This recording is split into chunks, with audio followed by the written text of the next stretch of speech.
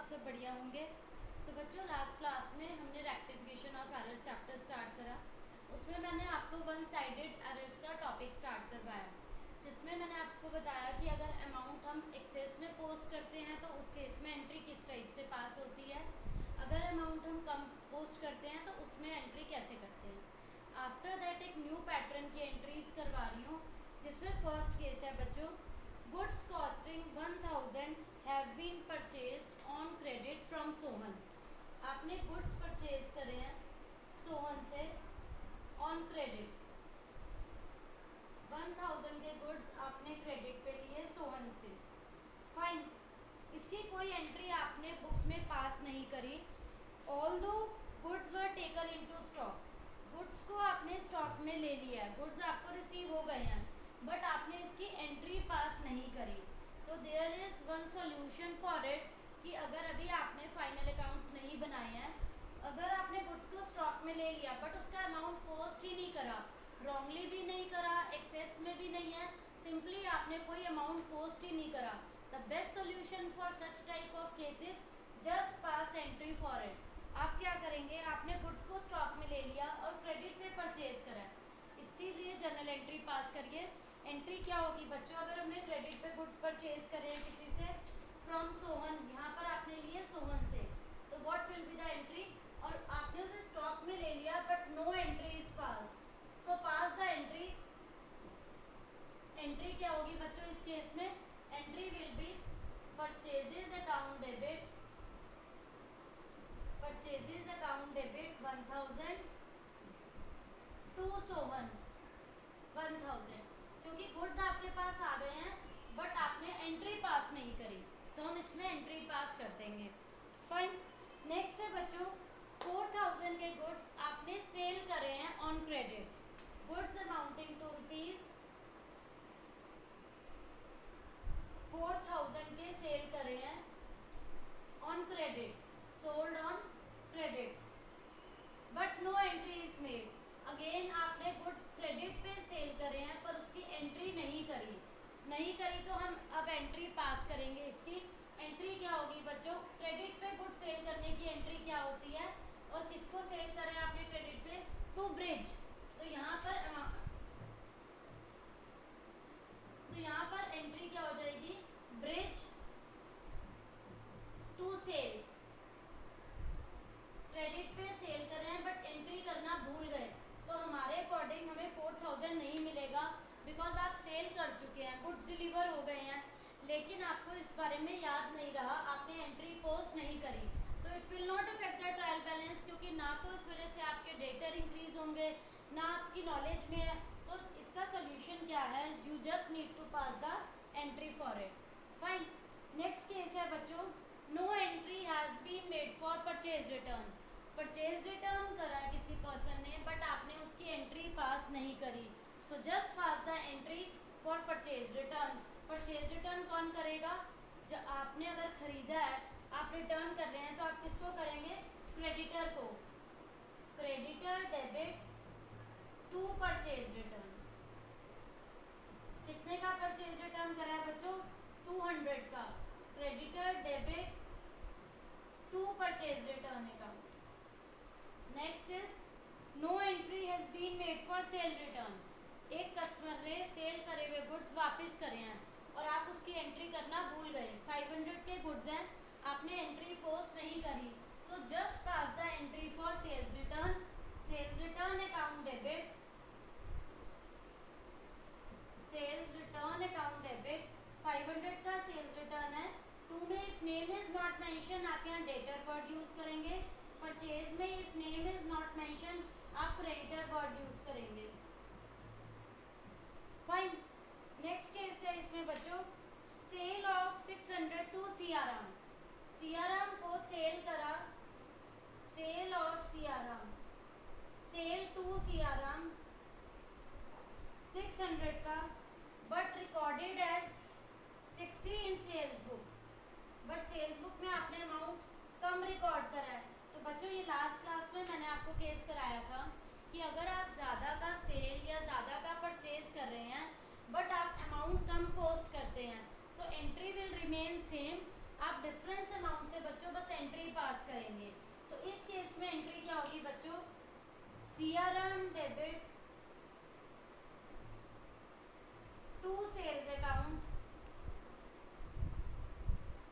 540 540। CRM को sales करा, sale जो करा 600 के अमाउंट को आपने रॉन्गली लिख दिया 60, तो आप डिफरेंस अमाउंट से एंट्री पोस्ट करेंगे। अगर इसका रिवर्स आप 60 को 600 लिखते then entry will be sales debit to CRM। Excess के केस में एंट्री रिवर्स होती है, अमाउंट अंडर कास्ट है तो एंट्री सेम रहेगी बच्चों। फाइन, इसके बाद नेक्स्ट केस देखते हैं। नेक्स्ट केस है इसमें बच्चों, आपने क्या करा 2000 फर्नीचर के लिए पे करे और उसे रॉन्गली डेबिट कर दिया परचेजेज अकाउंट में। 2000 paid for furniture, 2000 paid for furniture. अगर फर्नीचर खरीदा है तो डेबिट क्या होना चाहिए था बच्चों, furniture, but it was wrongly debited to purchases account. Wrongly आपने किस में डाल दिया, परचेज अकाउंट में। इनिशियली एंट्री क्या होनी चाहिए, फर्नीचर परचेज करा है तो इसकी एंट्री क्या होगी, furniture account debit 2000 to cash account. ये एंट्री बच्चों होनी चाहिए थी फर्नीचर परचेज करते टाइम, लेकिन आपने रॉन्गली क्या करा, फर्नीचर की जगह वर्ड यूज कर लिया purchase account debit, purchases to cash. This is the wrong entry.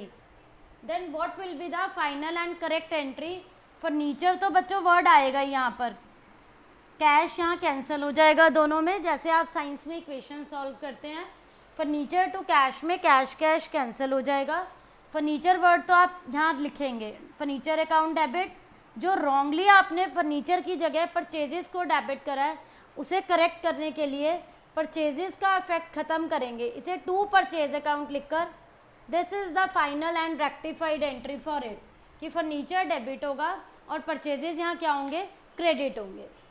इसके बाद बच्चों नेक्स्ट एंट्री है 3000 paid to Mohanlal for salary. 3000 आपने पे करे मोहनलाल को, क्यों पे करे, फॉर सैलरी, मोहनलाल की सैलरी पे करी आपने बच्चों। एंड रॉन्गली डेबिटेड, आपने डेबिट किसे कर दिया, पर्सनल अकाउंट को। सैलरी के लिए it is a nominal account, salary pay करना, तो यहाँ एंट्री होनी चाहिए थी बच्चों सैलरी अकाउंट डेबिट टू में cash account. Fine, salary account debit to cash. Wrongly आपने क्या करा, personal account Mohanlal debit to cash account कर दिया, मोहनलाल टू कैश 3000। तो बच्चों टू कैश तो कैंसिल हो जाएगा, सैलरी फाइनली आपका यहाँ आना था, सैलरी डेबिट होनी थी, और मोहन के इफेक्ट को आप खत्म करेंगे टू में मोहनलाल, इसका रिवर्स करके to Mohanlal. This is the final and correct entry, salary account debit to Mohanlal. Next case है बच्चों इसमें 500 paid for owner's medical bill. 500 pay करे हैं ओनर ने अपने मेडिकल बिल के, 500 पे करे हैं ओनर ने मेडिकल बिल के, और रॉन्गली आपने डेबिट करा sundry expenses. Sundry expenses means miscellaneous. जब आपको प्रॉपर नेम नहीं पता होता किसी एक्सपेंस का तो you will write the word sundry expense. तो यहाँ मिस्टेक क्या हुई है, 500 का अमाउंट जो पे करा था वो मेडिकल बिल का था ओनर के। ओनर के पर्सनल यूज़ के लिए आप जो भी एक्सपेंस करेंगे आप वर्ड यूज़ करेंगे ड्राइंग्स अकाउंट डेबिट। फाइन, तो यहाँ वर्ड आना था drawings to cash, drawings to cash. Entry ये होनी चाहिए थी 500, बट आपने रॉन्गली यहाँ पर क्या करा, sundry expenses account debit to cash. तो बच्चों ये रॉन्ग एंट्री है, इसे हम करेक्ट करेंगे तो एंट्री क्या होगी, प्रॉपर एंट्री ड्राइंग्स वर्ड आना था, पर्सनल यूज़ के लिए जो भी होता है ड्राइंग्स, अकाउंट डेबिट। अब करेक्ट करने के लिए आप सन्ड्री एक्सपेंसेस को 2 में लिखें और उसका इफेक्ट ख़त्म करेंगे। 2 sundry expenses 500, drawings account debit 2 sundry expenses 500, this is the correct entry. तो ये बच्चों कुछ एंट्रीज हैं जो आपको मैं 1 बाय 1 करवा रही हूँ, सो दैट जब तक हम वो उन एंट्रीज पे आएंगे जो ट्रायल बैलेंस को इफेक्ट करती हैं, आपका बेसिक क्लियर हो चुका होगा, आपको कोई यहाँ पर कन्फ्यूजन्स नहीं रहेंगी, जो कि ये बेसिक आपको पता होना चाहिए। बिकॉज जब तक आपका ये लेवल क्लियर नहीं होगा एंट्रीज का, आप हायर लेवल की एंट्रीज नहीं कर पाएंगे। तो इनिशियली आपका बेसिक ये सब क्लियर होना चाहिए, मतलब इनको हम कैसे डेबिट कर रहे हैं, किस टाइप से हम अमाउंट पोस्ट कर रहे हैं, these are some journal important entries which you all should know. तो होप सो बच्चों आपको ये टॉपिक यहाँ क्लियर हो गया होगा, कोई डाउट नहीं होगा। Still you are having any doubt, please ask in comment section. Thank you.